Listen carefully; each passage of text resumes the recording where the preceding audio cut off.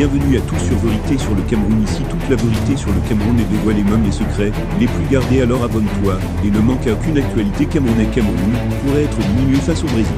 C'est le match de la dernière chance pour les Lions indomptables. Ces derniers peuvent aborder cette rencontre face au Brésil avec deux absences majeures.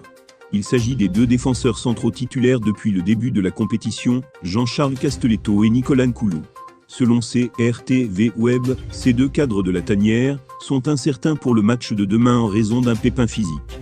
Si le forfait de ces deux joueurs se confirme, Rigobertson va devoir utiliser une défense expérimentale face au Brésil demain à 19h GMT. Source, Afrique Sports. Le Cameroun pourrait être diminué face au Brésil. C'est le match de la dernière chance pour les Lions indomptables. Ces derniers peuvent aborder cette rencontre face au Brésil avec deux absences majeures.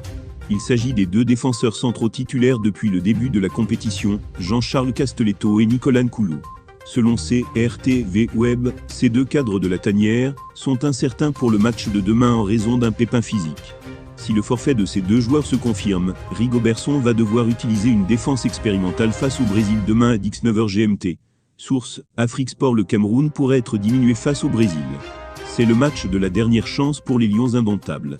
Ces derniers peuvent aborder cette rencontre face au Brésil avec deux absences majeures. Il s'agit des deux défenseurs centraux titulaires depuis le début de la compétition, Jean-Charles Castelletto et Nicolas Nkoulou. Selon CRTV Web, ces deux cadres de la tanière sont incertains pour le match de demain en raison d'un pépin physique. Si le forfait de ces deux joueurs se confirme, Rigobertson va devoir utiliser une défense expérimentale face au Brésil demain à 19h GMT. Le conseil d'Abdourahmane Amadou à Rigobertson à la veille du match contre le Brésil. Dans une publication sur son compte Facebook, le jeudi 1er décembre 2022, le président de l'Étoile filante de Garoua prodigue un conseil au manager sélectionneur des Lions indomptables par rapport au match contre le Brésil comptant la troisième journée de la phase de poule du Mondial Qatar 2022. Le match contre l'équipe du Brésil a pour enjeu la qualification pour le tour suivant, et il faut une victoire à tout prix. L'homme de football demande au technicien Rigobertson d'appliquer ce qui s'est passé en 2008 lors de la CAN au Ghana.